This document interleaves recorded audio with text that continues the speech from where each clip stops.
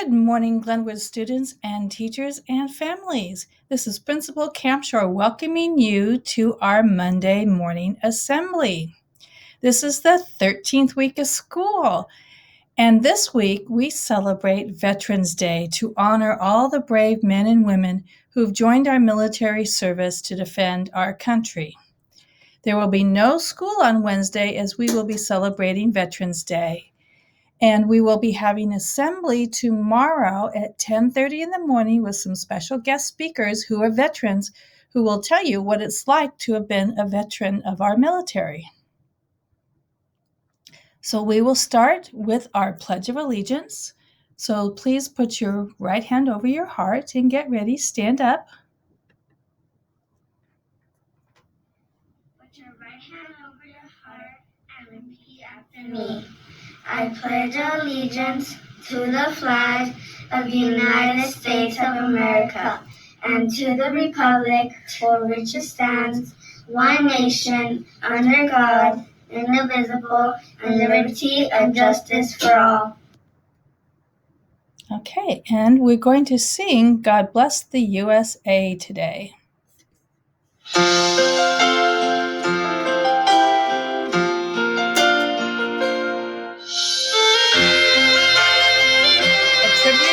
Soldiers, both dead and alive.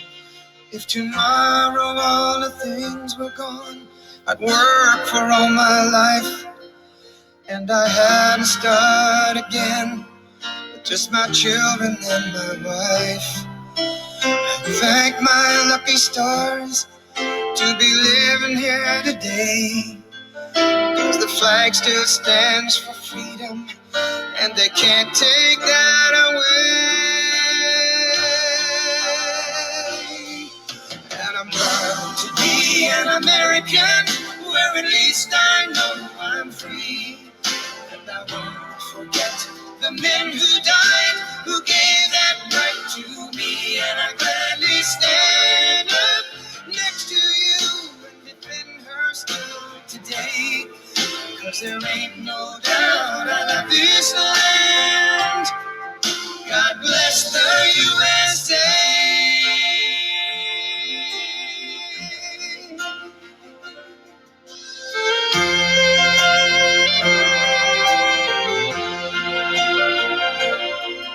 From the lakes of Minnesota to the hills of Tennessee, across the plains of Texas, from sea to shining sea, from Detroit down to Houston and New York to LA, where there's pride in every American heart, and it's time we stand and say that I'm proud to be an American, where at least I know I'm free. And I won't forget the men who died, who gave that right to me. And I gladly stand up next to you and defend her still today. 'Cause there ain't no doubt I love this land. God bless the USA.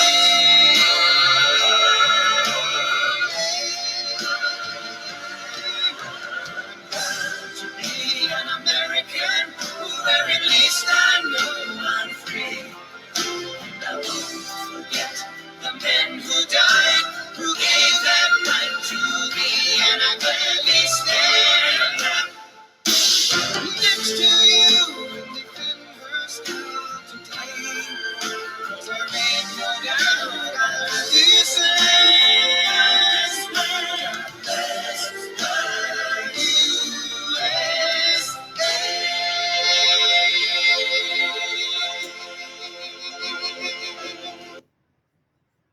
Okay. So our announcements are grades 4 and 5 students, please be sure to take the school experience survey with your teachers. And remember, we're having our Veterans Day Assembly on Tuesday at 1:15 p.m. The teachers should put the connection to the Zoom in your Schoology.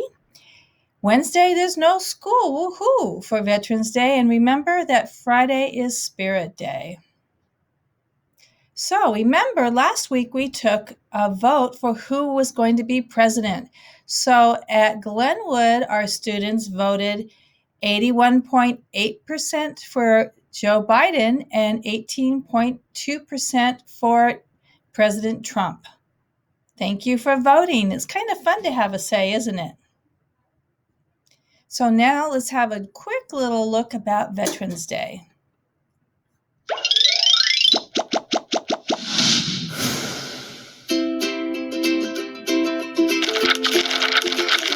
November 11th is Veterans Day. Americans honor veterans, people who have served or currently serve in the U.S. military. What makes November 11th special? On the 11th hour of the 11th day of the 11th month in 1918, the battles of World War I ended. The Allied countries and Germany called a truce, also known as an armistice, and November 11th became known as Armistice Day. The following year, President Woodrow Wilson asked Americans to mark the anniversary of Armistice Day with a moment of silence in gratitude to the soldiers who had fought for peace. Americans did that and more. They held parades and other gatherings all across the country to publicly thank the World War I veterans. In 1954, Congress changed the holiday's name from Armistice Day to Veterans Day to recognize all soldiers who serve in war or peace. Today, there are more than 23 million veterans in the United States. Do you know any veterans? How do you thank them? For lesson. Okay. So we want to think about how we thank our veterans, and some of you might have an uncle or a grandparent who might have been a veteran, so you should ask them about it. Let's go ahead and hear a story about Granddad Bud, a Veterans Day story. Granddad Bud, a Veterans Day story by Sharon Furry. Today is Veterans Day. I'm not exactly sure what that means, but I do know it's something to do with all the people who fought in wars for our country. They're called veterans. My granddad Bud is a veteran. He was in the Navy in World War II. That was a long time ago. I know because he was a young man back then, and now he's 90 years old. Granddad Bud is coming to my school today. For Veterans Day, our school has invited some veterans to come in. We're having an assembly that was organized by some of the teachers and parents. There are going to be some speakers, including Granddad. Our school band is playing, and we're having refreshments afterwards. I don't really know what Granddad Bud is going to say. I sometimes hear him tell stories about the war when we're at family parties. It doesn't seem that interesting to me. Just like Veterans Day doesn't seem like a real interesting holiday. Not like Halloween or the 4th of July. My class is ready for the assembly.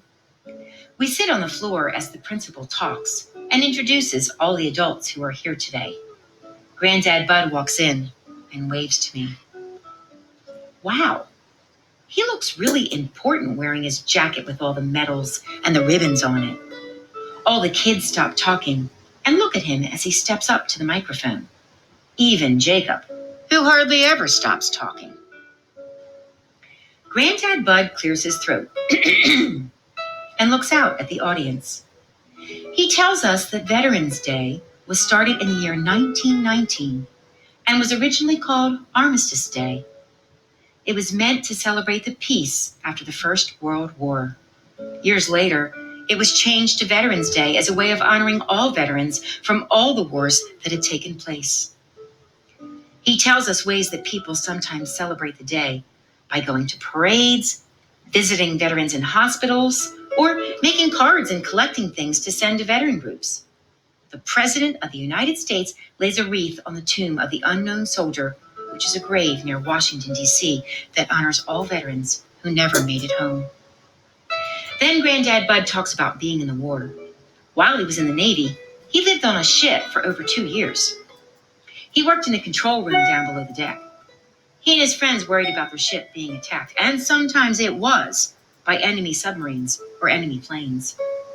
Granddad Bud tells us that Japan was the enemy back then. There were other countries that were fighting each other too during World War II. Granddad Bud missed his family when he was away fighting in the war. He would get letters, but Sometimes it was hard for the mail to be delivered to his ship, and he wouldn't hear from his wife and daughter for a long time. Sometimes they didn't get a letter from him for a long time either. Then they would worry that something bad had happened to him. Nothing bad did happen to Granddad Bud, but some of his friends died in the war. He says it still makes him sad to think about all the brave men and women who lost their lives fighting for their country. He says that we should pray for them and for all the people who are still serving in the military to help America to continue to be a free and great country. I look around me.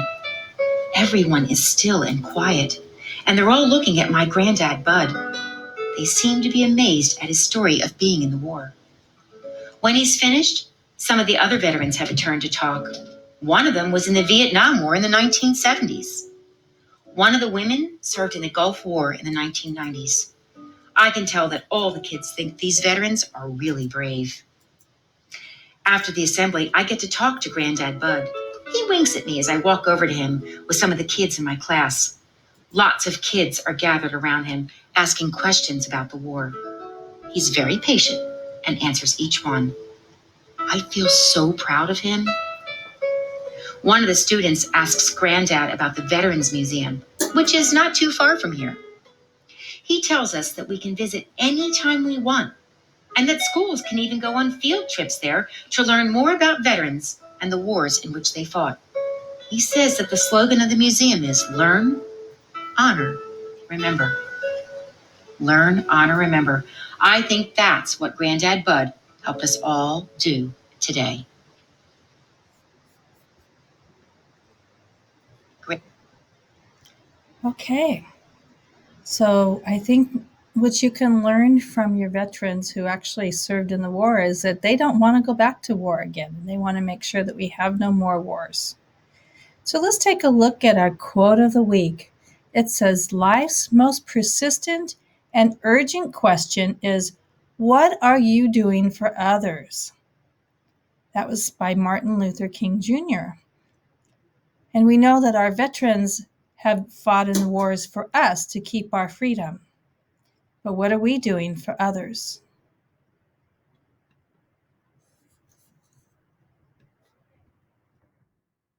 So, remember the other thing we did last week is we had some original quotes on what it means to be a good citizen. So, thank you to those of you who completed the assignment. Let's take a look at a couple of them. Chelsea said a good citizen is someone who follows the rules and laws, respects others, and treats other people the way they want to be treated. Sitlali from Ms. Kano's class showed a picture of what it looks like to be a good citizen, helping others. Joseph from Ms. Kano's class said a good citizen is someone being responsible, fair, and sharing. Melanie said all good citizens obey the law. They are trustworthy and respectful. Ezekiel said a good citizen is someone who is fair to each other, that is responsible and respectful. Delilah said being a good citizen is following the rules and being respectful and listening to each other. Leslie said if you see any junk in the ocean, pick it up and put it in the recycle. Tiffany said, I think being a good citizen is taking care of the country you live in. For example, if there is trash on the floor, pick it up. And Marcel says, I think being a good citizen means to accept people for who they are and where they come from. Isa said, a good citizen is someone that follows the rules and laws and respects other people. Also, it's someone that is caring and loyal. Maybe if you fall, they might help you or say, are you okay? Thank you for those quotes. We really appreciate them. Now it's time for our mindful breathing so we can focus and be ready for the rest of our lessons today.